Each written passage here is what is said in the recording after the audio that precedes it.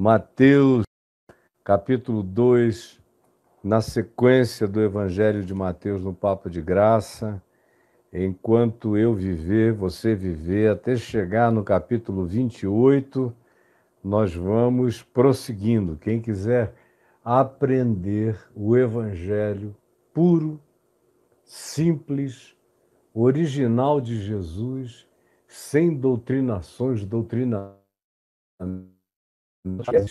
compromissos dogmáticos e ameaças de heresia, se não repetir religiosa, aqui é só evangelho. É só o que você lê e entende contextos, entendendo o que se queria dizer no primeiro século, quando isso aqui foi dito e escrito. Qual era o sentido para aqueles que foram os destinatários originais desses evangelhos? É isso que importa. Se você não se perguntar como é que esse pessoal, para quem o evangelho foi originalmente destinado, leu e entendeu essas coisas, quais os códigos culturais, os códigos religiosos, os códigos até anedóticos que havia, quais as parábolas, quais as ilustrações, quais os arquétipos, imagens que a população do primeiro século usava, dela se servia. Se você não entender o contexto também político, denominacional, cada denominação era um partido político. Toda doutrinação em Israel tinha uma desembocadura e uma conclusão política. Cada um desses grupos, fariseus, saduceus, herodianos, essênios, zelotas, sicários, saduceus, todos eles tinham, junto com a sua profissão de fé religiosa, uma ideologia e uma conclusão e um objetivo político-ideológico. Então a gente lê aquilo ali na ignorância absoluta da história, não sabe nem quais são as peculiaridades, as particularidades, quais são as grandes provocações. Porque o Evangelho está cheio de grandes provocações, imensas provocações, que a pessoa com ignorância dos fatos, da história, e também aqueles que foram ensinados a ler a Bíblia e o Novo Testamento em caixinhas de promessas, ou abrir, botar o dedo e ler do texto no máximo, ou no versículo do dia. Passa o dia repetindo aquele versículo para ver se compreende alguma coisa e no fim não entendeu nada. E daqui a 50 anos continua sem entender nada. Porque nem a leitura escorreita de carreira ensinam a fazer. Se lessem português e lessem como se lê qualquer outro livro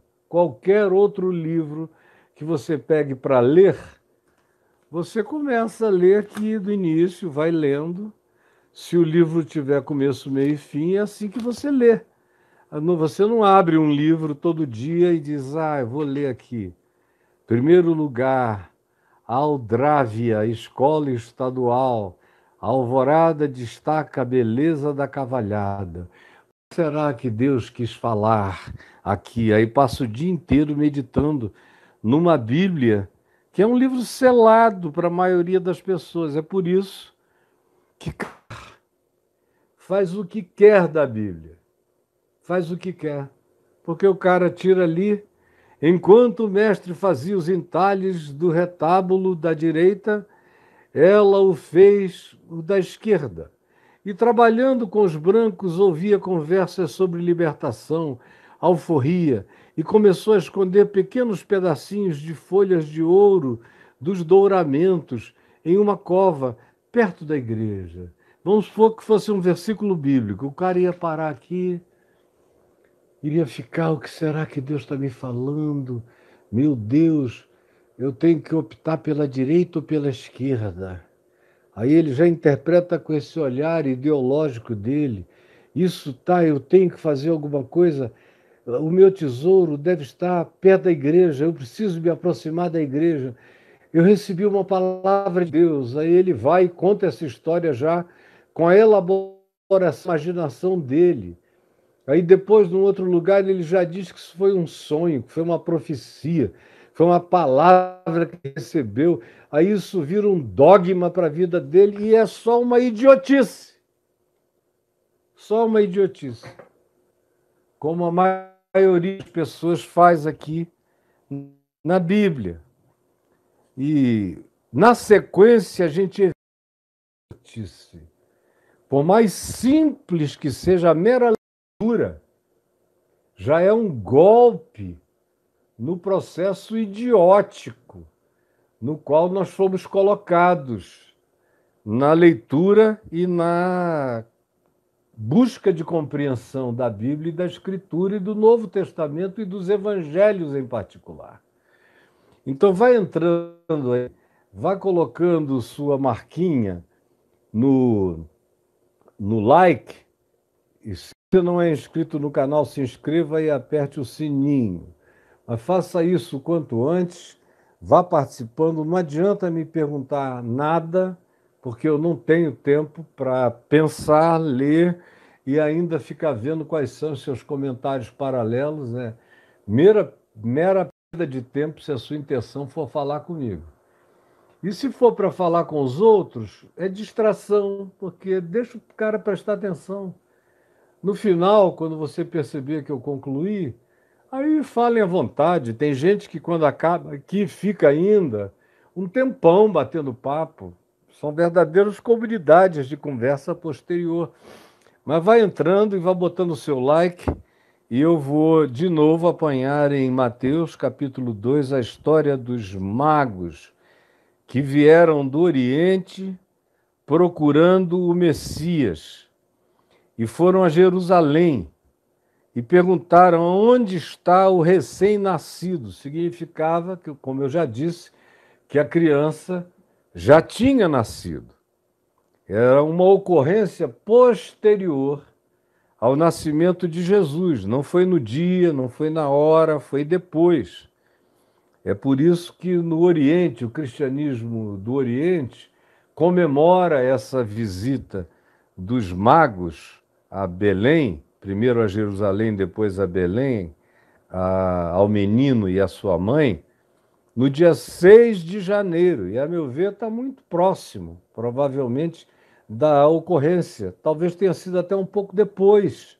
Mas não importa. A narrativa é uma narrativa de verdades, não de cronologias. Ela não é exausta na sua tentativa cronológica, nem de detalhamentos históricos. A concentração da narrativa é ensinar a verdade essencial do que aconteceu. É isso que importa, é só isso que interessa. O resto é distração. Então eles vieram e perguntaram: cadê? A gente veio adorá-lo. Aí, quando a população de Jerusalém ouviu isso, se alarmou. Eram 35 mil pessoas que moravam na cidade amuralhada. Imaginem, uma população pequena num lugar denso, a conversa era só essa.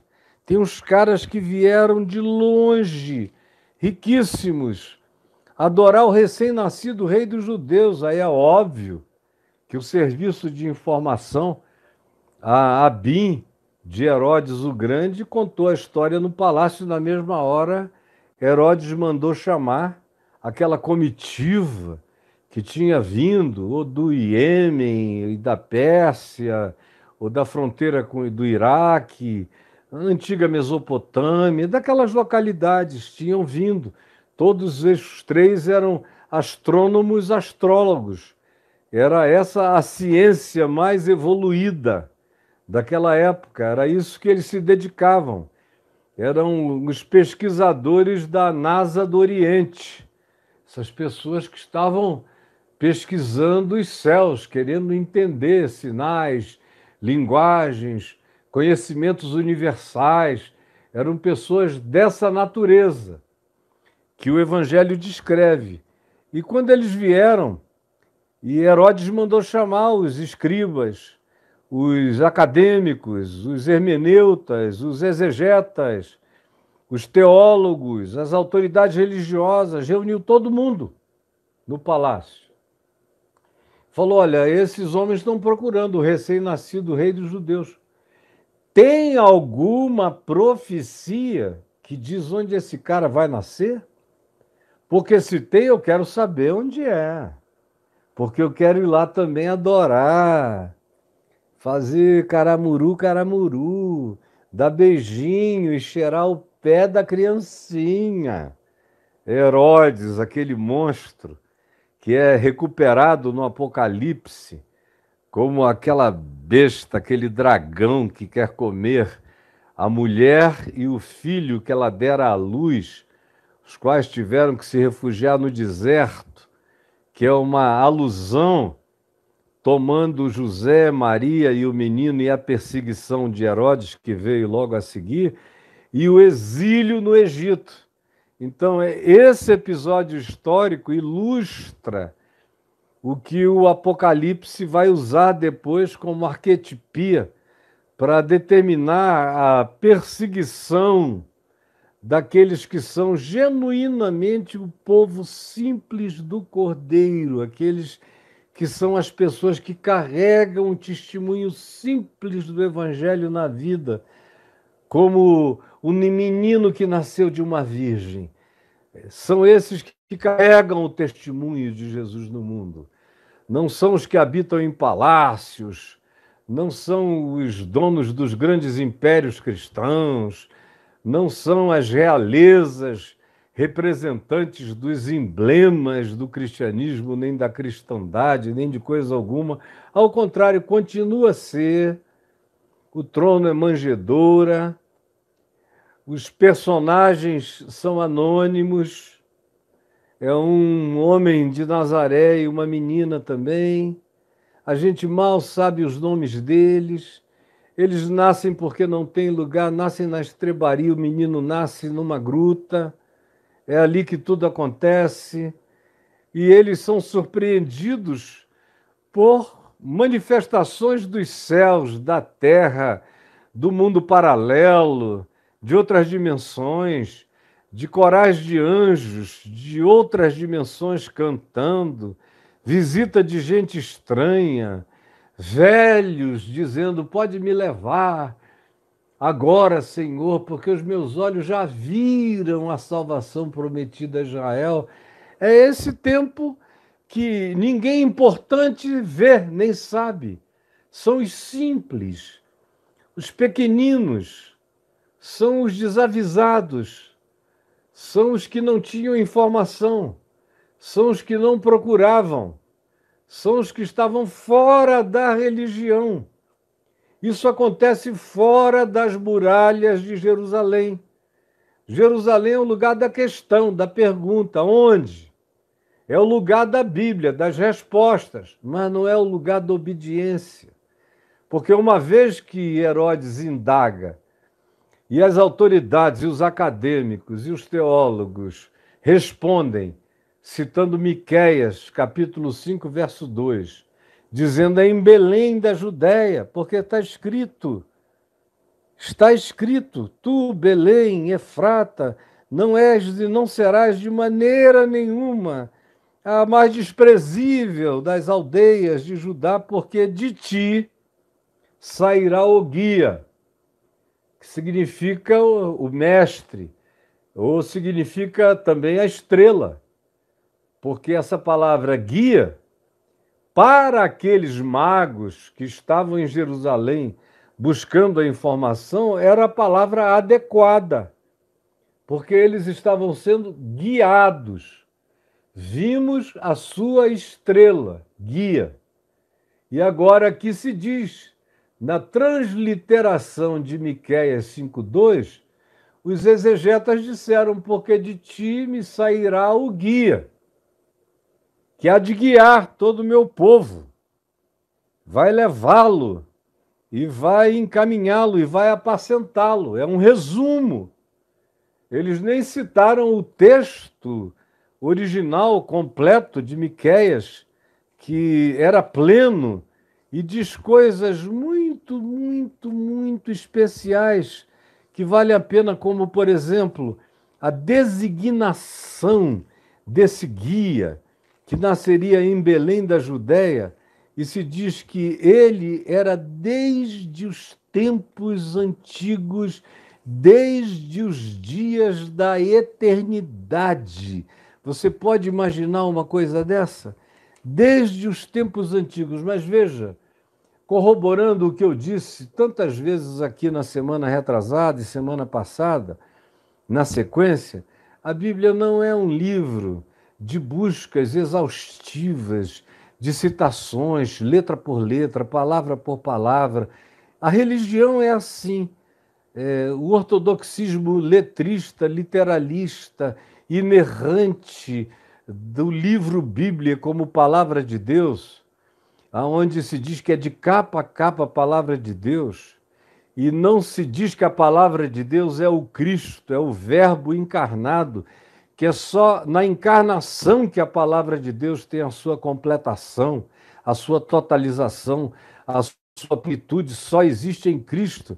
O resto é testemunho de Jesus, é profecia sobre Jesus, era indicação de que ele viria. Mas a palavra de Deus é o Cristo encarnado. O que não é assim, desculpem, amigos amados, é pura heresia, usando a linguagem de vocês, que não é a minha, mas é pura heresia. Quem quer que tenha palavras de Deus contidas em algum lugar, em pé de igualdade, com a encarnação de Jesus, com o que ele disse, falou, ensinou, viveu e interpretou com os seus atos, é pura heresia.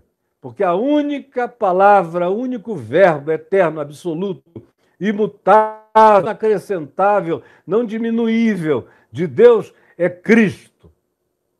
E Miqueias diz aqui, dizendo no verso 2, e tu, Belém Efrata, pequena demais para figurar como grupo de milhares de Judá, tu és ínfima. De ti, todavia, me sairá aquele que há de reinar em Israel, e não só sobre o Israel físico, que ele não reinou até o dia de hoje, só como soberano invisível, mas o Israel espiritual, que Paulo diz, está espalhado por toda a face da terra e não tem nada a ver necessariamente com o contingenciamento do DNA hebreu ou semítico, não. É uma ordem trans ácido desoxirribonucleico. Está para além do DNA, está para além das genéticas etnicistas. Tem a ver com a humanidade, porque o DNA da cruz é o DNA universal, porque Deus amou o mundo, a humanidade, todos os seres humanos, de tal maneira que deu seu Filho unigênito para que todo aquele que nele crê não pereça, mas tenha vida eterna. Então, o que se diz? O meu guia, que aqui não está mencionado como guia, só diz, de ti me sairá aquele que há de reinar. Eles tomaram a liberdade de acrescentar o guia, porque de fato é o guia, é o mestre, é o guru, é o guia, é o líder, é o rei, é o senhor, é o que determina, é a quilha, é a pedra angular, é o apontamento, é a indicação, é o rumo, é o sentido, é o caminho, é a verdade, é a vida, é o guia. De ti me sairá o guia. E aí prossegue, que coisa linda, dizendo o seguinte, cujas origens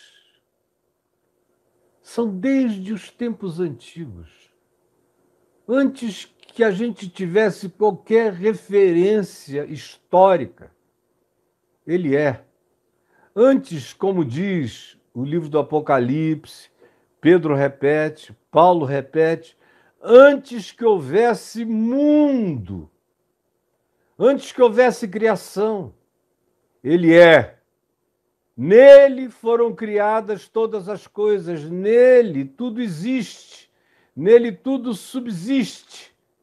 E ele mesmo não existe, porque ele é aquele em quem todas as existências acontecem. Mas ele mesmo não é palpável em lugar nenhum, nunca foi visto e nem será. Os olhos que o vissem seriam do tamanho dele, seriam da qualidade dele. Só há um que o viu e que o vê. E é aquele que é nele. E que Paulo chama de o primogênito de toda a criação. Que é aquele em quem e com ele todas as coisas foram criadas. Também chamado de o Verbo, o Logos de Deus. De ti me sairá o Logos, o Verbo, o guia, a palavra, aquele que mostra o caminho, cujos dias são desde os dias da antiguidade, desde tempos antigos, desde a eternidade, antes de qualquer existência, antes de qualquer átomo, antes de qualquer partícula subatômica, antes de qualquer fenômeno de criação, ele é. Porque tudo que é foi criado nele. É essa palavra que os rabinos e os técnicos, os biblicistas de Israel conheciam muito bem, mas ninguém se levantava para praticar. Aí eles deram a informação e voltaram para casa. Os magos, no entanto, fizeram a caravana, moveram-na até Belém, 5 quilômetros adiante, chegaram lá e o objeto que os guiava, e que era, obviamente, não uma estrela e nenhum cometa fica parado, esperando o capricho das decisões dos guiados. Um cometa passa. Por isso a gente usa a expressão dizendo o brilho dele foi como de um cometa, ou seja, brilhou, mas foi passageiro, não ficou. Mas esse aqui parava, seguia. É algo que o Novo Testamento não tinha condições de interpretar. Ele só interpreta a impressão visual que os magos tiveram. Vimos a sua estrela. É algo tão particular, tão peculiar, tão singular, que não é uma das estrelas universais que a gente conhece muito bem.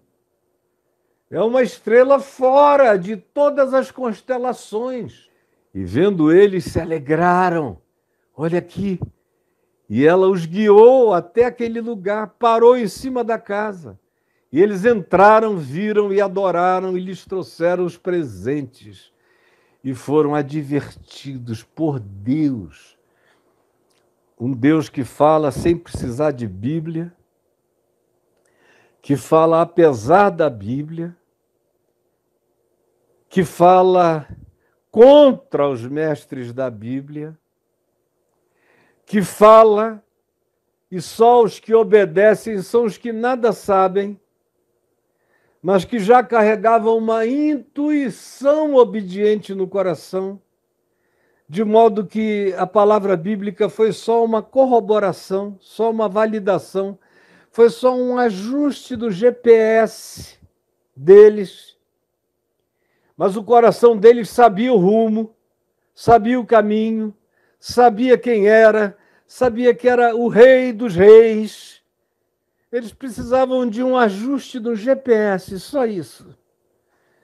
E isso eles tinham com os sábios de Israel, sem os sábios de Israel, eles chegariam lá de qualquer modo. Eles passaram por Jerusalém, não para receberem uma instrução, mas para trazerem um juízo. Preste atenção nisso. a visita desses magos do Oriente a Jerusalém, aonde o templo estava erguido, com 24 horas de culto, de turnos, de animais sendo queimados nos altares, sacerdotes sem parar de cultuar, enquanto Deus dizia a Malaquias: quem me dera houvesse alguém que fechasse as portas dessa casa podre, desses cultos podres, desses negócios e negociatas, desse covil de salteadores. Quem me dera, porque eu não suporto a iniquidade associada ao ajustamento solene, eu não suporto ver vocês matarem os cordeiros enquanto o coração de vocês é cheio de homicídio e de ódio pelo próximo, pelos humanos. Esse é o lugar mais mal assombrado do mundo, é esse templo de Jerusalém. Assim como é aquela basílica do Santo Sepulcro. Qualquer pessoa com sensibilidade entra ali e se sente mal. Pois bem, Paulo diz em Gálatas 4 que Jerusalém não é a casa da paz, nem a cidade da paz, nem a cidade do grande rei. Paulo diz em Gálatas 4 que é a cidade que gera para a escravidão. Ele a compara, metaforicamente, à escrava de Sara, Agar, mãe de Ismael, que gerou o filho da escravidão. Não gera filhos para a liberdade, só gera filhos para a prisão. Como toda a história bíblica do Velho Testamento e todo o testemunho dos profetas nos dizem: Jerusalém, Jerusalém, que matas os profetas e apedrejas os que te foram enviados. Aí Jesus diz: quantas vezes quis eu reunir os teus filhos, como a galinha junto os seus pintinhos debaixo das suas asas, mas vós não quisestes. Não quisestes, não quisestes, não quisestes. É a mesma coisa que ele diz para você, para os mesmos religiosos que estão vivos hoje, não apenas em Jerusalém, mas no mundo inteiro. O cristianismo virou Jerusaléns e Jerusaléns e Jerusaléns de maldades, de bíblias, de estudos bíblicos sem Cristo, sem obediência, sem se levantarem para agir, porque aquele, Jesus disse, que de fato obedece à minha palavra é aquele que a pratica, aquele que de fato demonstra crer na palavra que eu prego, a palavra do meu Pai, é aquele que se levanta para praticar. E eu pergunto, quem se levantou para praticar? Foram os mestres de Israel? Foram os biblicistas? Foram os teólogos? Foram os acadêmicos? Foram eles? Ou foram os esotéricos? Alguns de vocês iriam chamar, porque tem esse nome de magos, de esotéricos do Oriente. Pois os esotéricos do Oriente se levantarão no juízo e julgarão todos os donos de Bíblia, todos os conhecedores de texto, todos os mestres e acadêmicos do mundo, e os condenarão, porque viram uma estrela e a seguiram até adorarem Jesus, Jesus e só Jesus. Enquanto vocês, atolados em Bíblias, em traduções, em interpretações, em hermenêuticas, em doutrinações, continuam com a bunda colada na desobediência, empedernidos de coração, sabem recitar, voltam para casa para dormir a sua própria morte de indiferença espiritual. Quem se levantou para obedecer? Quem se levantou? E a gente começa em Mateus, que, como eu disse, já iniciou com uma genealogia toda heterodoxa, para mostrar que é de onde ninguém espera, que frequentemente vêm as manifestações mais lindas da graça de Deus. Que um cara horrível, como Manassés, o Hitler do Velho Testamento, pode dar à luz a um filho lindo, lindo, lindo, lindo, maravilhoso, obediente a Deus. como Josias. Ao mesmo tempo que um homem bom, como Ezequias, que recebeu visitações de Deus, que teve intimidade com o profeta Isaías e com Deus, gerou um filho monstruoso, diabólico, como Manassés. E você vê que as únicas mulheres citadas na genealogia aqui de Mateus são aquelas que não tinham nada a ver com a heterodoxia do povo de Israel, nem com o DNA de Israel. São gentílicas, são pagãs, ou são pessoas que tomam providências como Ruth, despundoradas, de chegar e deitar, descobrir o saião de Boaz e botar a perna na coxa dele. O que uma mulher quer à noite, quando levanta a camisola de um homem e se aconchega entre as suas coxas? O que ela quer? Pelo amor de Deus! E ela queria o que aconteceu. Eles dormiram, ela ficou grávida e deu à luz a um descendente de Jesus.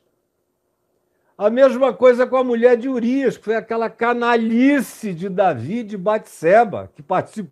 Dois canalhas. Davi mais ainda, porque tinha o poder na mão de execução e mandou executar. Agora, é dessa relação, dessa conjuminação perversa, que nasce o Cristo de Deus. E aqui é dos não teólogos, é dos esotéricos orientais que têm a maior disposição de seguir e obedecer, de chegarem ao lugar da adoração, sem complexismos, sem doutrinação, sem catequese, só acolheram uma verdade simples no coração, algo dessa natureza, eles disseram. A gente conhece tudo sobre os céus, mas isso aqui é diferente. Isso aqui é inteligente. Isso aqui tem vontade própria. Isso aqui está nos levando, tem paciência com a gente no caminho. Quando a gente se põe a andar, ele nos leva adiante. E aonde parar, a gente vai ficar, porque esse é o lugar. E foi exatamente o que aconteceu. A primeira manifestação de obediência a Deus, depois da de Maria, dizendo: eis aqui a tua serva, faze em mim conforme a tua vontade, porque na minha humildade tu me contemplaste e me concedeste a graça de ser a mãe do meu Salvador. Fora Maria e José, que em obediência, em sonhos, acolheu a Maria, sua esposa. A obediência que vem, a terceira manifestação de obediência, vem dos magos do Oriente, de esotéricos astrônomos e astrólogos, com um coração muito mais disposto a obedecer o que quer que eles conseguissem saber sobre Jesus, sobre o Rei nascente das alturas. Qualquer notícia era o mundo inteiro para eles de novidade a ser abraçada. Eles quase não tinham nada, mas o que eles tinham era o tudo que eles acolhiam. Foi, de fato, a minha tese de ordenação ao Ministério Presbiteriano em janeiro de 1977. Eu comecei o meu ministério em 73, mas eu escrevi a minha tese de ordenação ao Ministério Presbiteriano em janeiro de 75.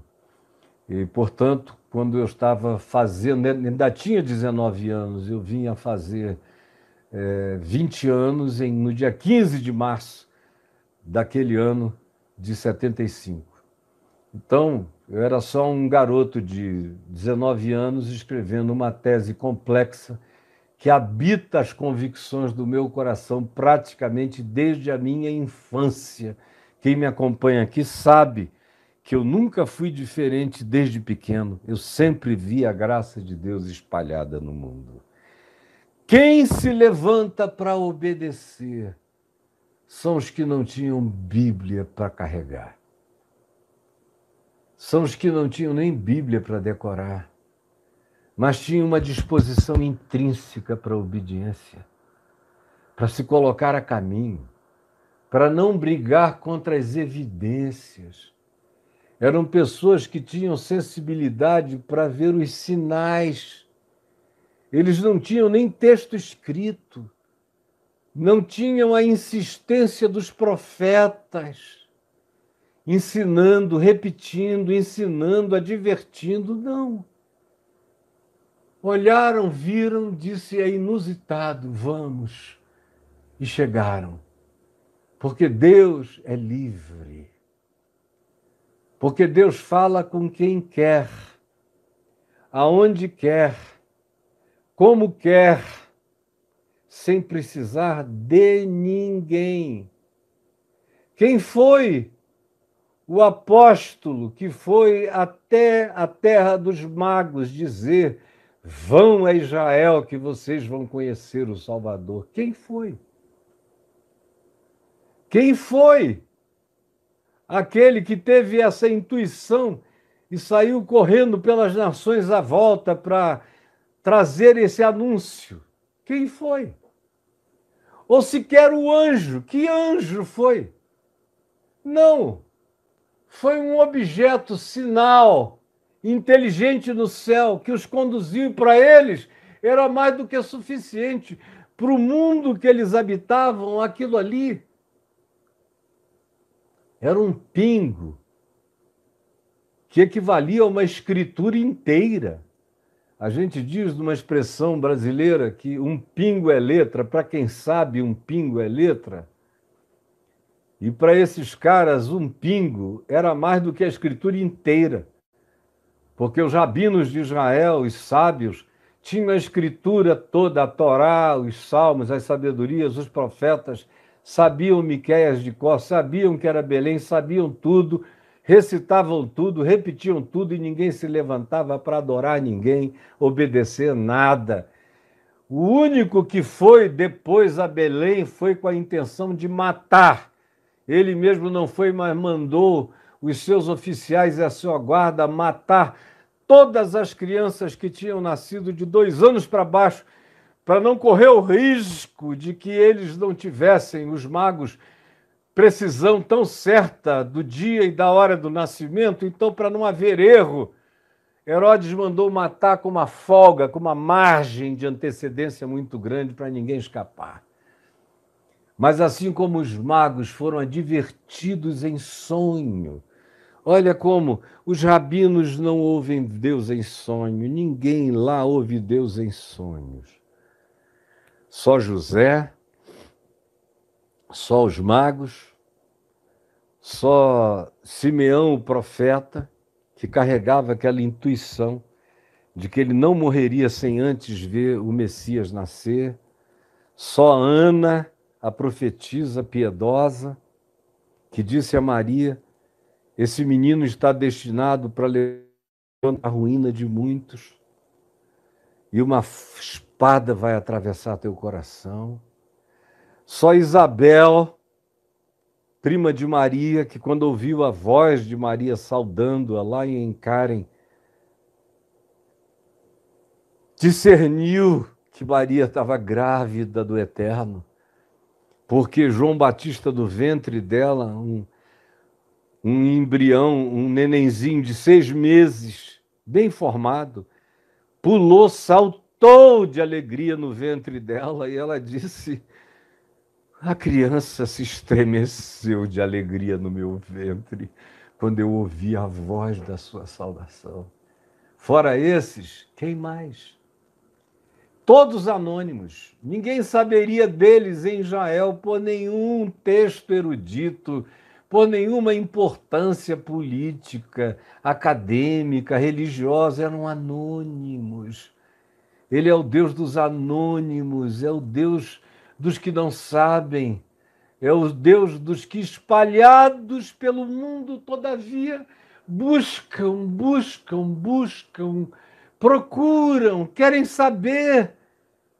Como o profeta Isaías disse, e o profeta Oséias repetiu, e o profeta Jeremias redarguiu, afirmando: Eu fui achado por aqueles que não buscavam por mim.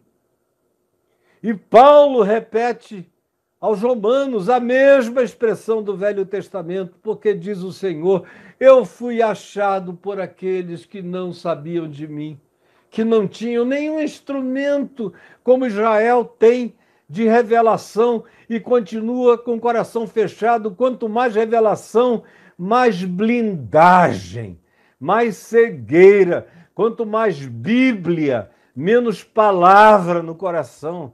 Quanto mais encadernamento da suposta palavra de Deus, menos Deus livre para falar a verdade para os corações sensíveis, porque o cara diz: Deus está aqui na minha Bíblia, e enquanto Deus estiver na sua Bíblia, ele não vai estar no seu coração, porque a própria Bíblia é um livro fechado e selado para você, que nem sabe lê-la, nem quer aprendê-la. Você está feliz com a sua própria ignorância, não quer nenhuma mudança que altere o curso da sua existência medíocre.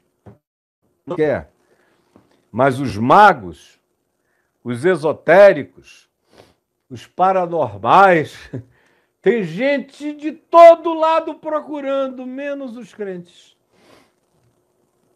Os crentes querem falar mal uns dos outros, querem matar, querem dizer onde é que está o perigo. Então, esse cara, esse tal de Caio que está falando aí, esse bicho, como eu já ouvi algumas vezes, é um gênio. Agora, tomem cuidado com o que ele fala, porque vai desencaminhar vocês. Agora, se eu sou um gênio, venha disputar com a minha genialidade. Venha. Venha ver aonde você vai ficar triturado completamente. Porque não adianta dizer que eu sou um gênio, mas que as coisas que eu tenho a dizer são difíceis de compreender, porque Pedro disse a mesma coisa de Paulo. Só não disse que ele era herege, só disse são difíceis de compreender, não é todo mundo que entende Paulo. Agora, os instáveis é que deturpam o que ele diz para a própria corrupção do espírito deles. Nem essa humildade existe entre nós. Mas são aqueles que não procuravam os que acharam. Quem se levantou para ir? Depois, eles não se levantaram apenas para ir e adorar. Eles levaram os seus presentes e os entregaram e consultaram os céus. E aí já não foi um objeto celestial que os levou de volta para casa.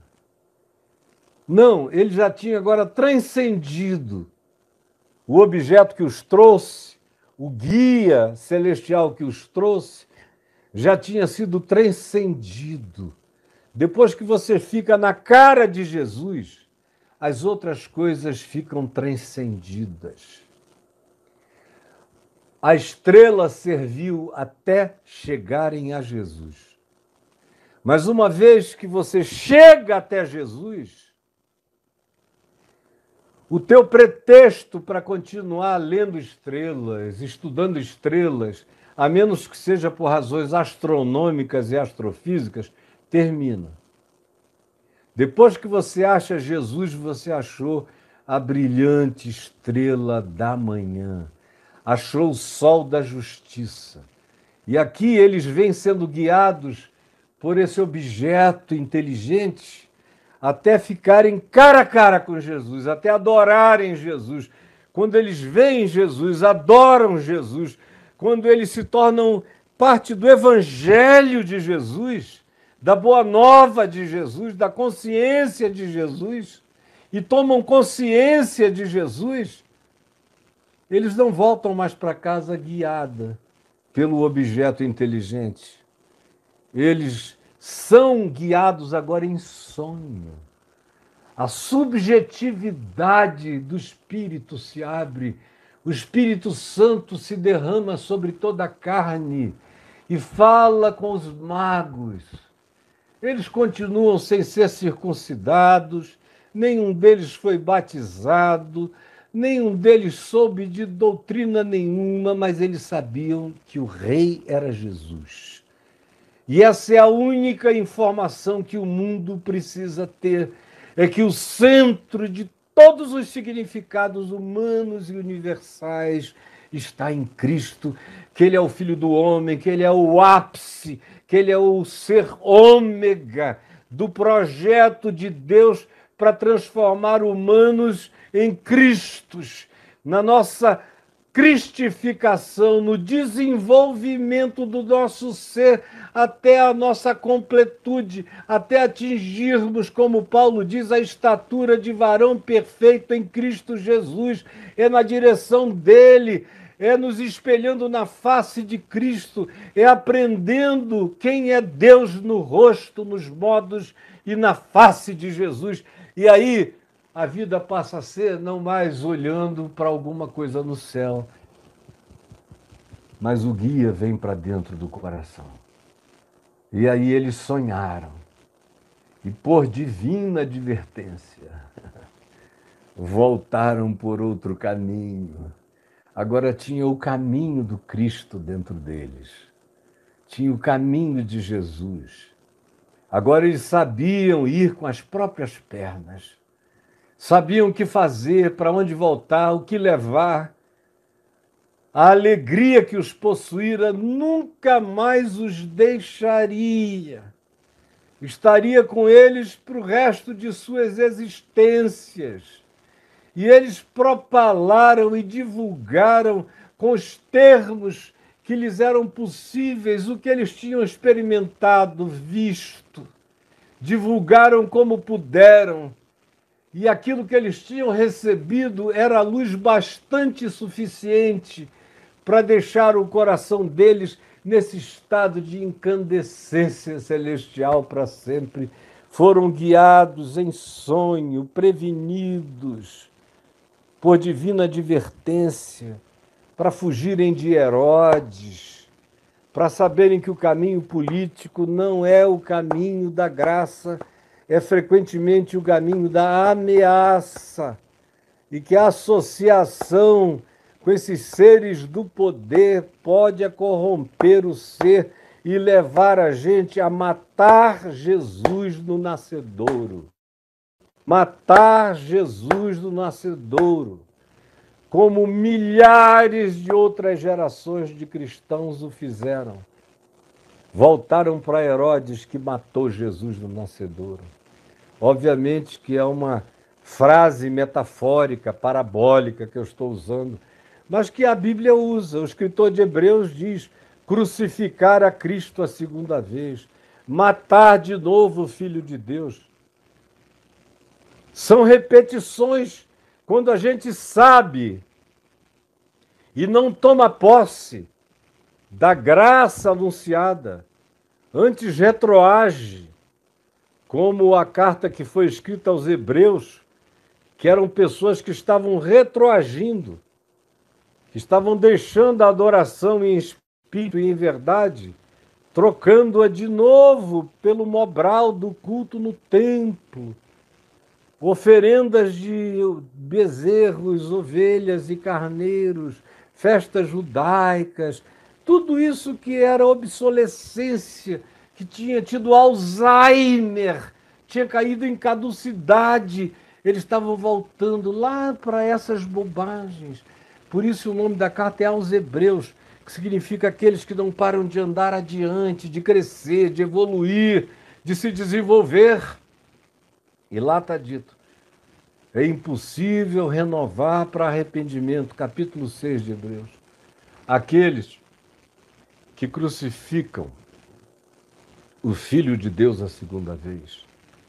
Como a gente vê todas as vezes que você vê a graça de Deus sendo trocada por salvação, por dízimo, por oferta, por campanha, por barganha, por suborno a Deus e a anjos, nessas tentativas patéticas e demoníacas que a religião propõe, estão crucificando de novo o Filho de Deus. Estão rolando a pedra de 1,5 toneladas para frente da tumba da ressurreição. Estão querendo desfazer o que está feito, consumado, acabado, definitivamente realizado, tetelestai, está pago.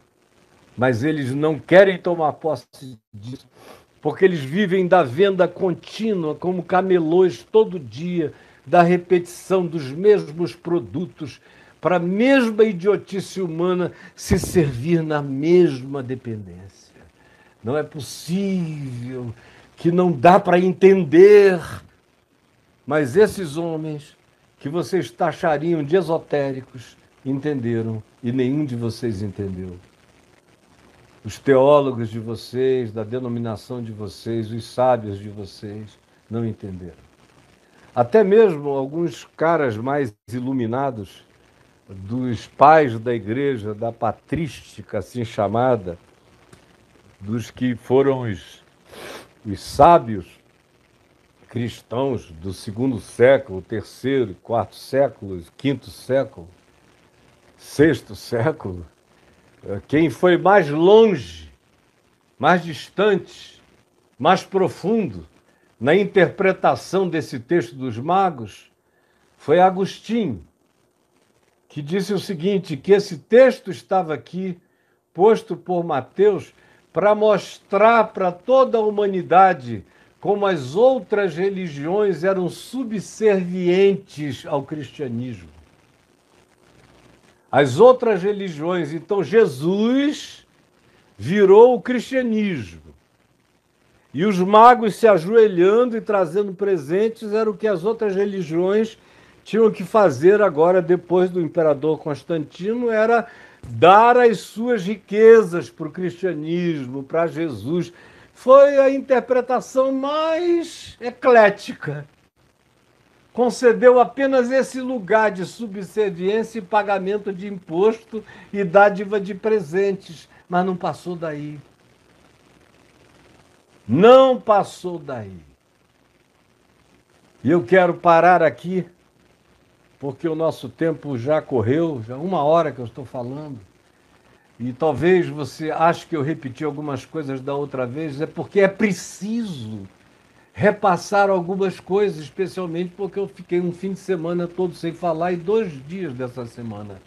Então, eu quero concluir dizendo o seguinte para você, guarde isso no coração. Amanhã nós vamos falar do exílio, da ida de Jesus com José e Maria para o Egito. E é um outro assunto, é como não só não houve lugar para eles na hospedaria, como não havia lugar para eles em Israel. Não havia lugar para ele entre o chamado povo de Deus. Jesus, no meio do povo de Deus, está sempre em perigo. Tem sempre alguém querendo matar a mensagem, calar a mensagem, selar a mensagem, ocultar a mensagem. É um perigo. Tem sempre alguém querendo liquidar os pequeninos com os quais Deus habita. Tem sempre gente dizendo não é possível que os anônimos tenham uma história para contar que nós não temos, uma experiência com Deus que nós não carregamos. Nós somos as autoridades validadas para declararmos Deus no mundo e ninguém além de nós, e fora de nós, fora da igreja, fora de Jerusalém, fora do templo, não há salvação. Como vocês foram catequizados esses anos todos, inclusive no protestantismo, inclusive no pentecostalismo, inclusive agora, inclusive hoje. Eu sou o herege porque eu digo o que o Evangelho diz. E eu sou o cara mais normal possível, dizendo a palavra mais infantil desse mundo que qualquer um deveria entender. Mas não entendem porque tendo olhos não veem, tendo ouvidos não ouvem, e tendo coração eles o blindaram para as sensibilidades e as purezas da verdade. Eu sugiro a você, concluindo esse dia, que você entre em estado de profunda suspeição acerca de você mesmo. Fique suspeito acerca de tudo que você acha que aprendeu. Pode ser que você tenha aprendido até algumas coisas certas, mas elas nunca foram postas em práticas, por isso nunca se tornaram verdade. A verdade do Evangelho só é conhecida por quem a pratica. Quem não se levanta como os esotéricos magos e vai na direção de Jesus, pode guardar a Bíblia toda na cabeça, pode saber citar os evangelhos de cor. Nada de bom lhe acontecerá, porque eu não sou chamado para conhecer as informações sobre Jesus. Eu sou chamado para segui-lo, como esses homens que viram a sua estrela e seguiram. Seguiram e seguiram. E depois voltaram para casa seguindo-o no coração, por um caminho que agora estava dentro deles e não mais sobre as suas cabeças. Se o Evangelho não se tornar um caminho em mim, um eu sou em mim, quando Jesus disse eu sou o caminho, ele não estava construindo uma pavimentação moral para o lado de fora, como os crentes pensam. Eu sou de Jesus. Aí, por que que você é? Porque eu não fumo, eu não bebo, eu não danço, eu odeio funk, eu não canto música chamada do mundo. Eu fiquei com ódio do Kleber Lucas quando ele gravou com Caetano Veloso, porque ele profanou o hino tão bonito que a gente cantava. Eu odeio o Caio, porque todos os ateus e os agnósticos e os LGBTQIA+, e os pecadores do mundo e os perdidos gostam dele. É tanta gente perdida que gosta dele que ele só pode ser tão gostado porque ele é o maior de todos os perdidos. Eu e Jesus, que foi apelidado pelos religiosos fariseus de maneira pejorativa de esse amigo dos pecadores, esse amigo dos pecadores. Eu quero que na lápide da minha tumba, o que esteja escrito lá seja isso. Este aqui jaz Caio Fábio de Araújo Filho, um amigo de pecadores. Caio Fábio de Araújo Filho, de Araújo Filho, servo de Jesus, por isso, amigo de pecadores.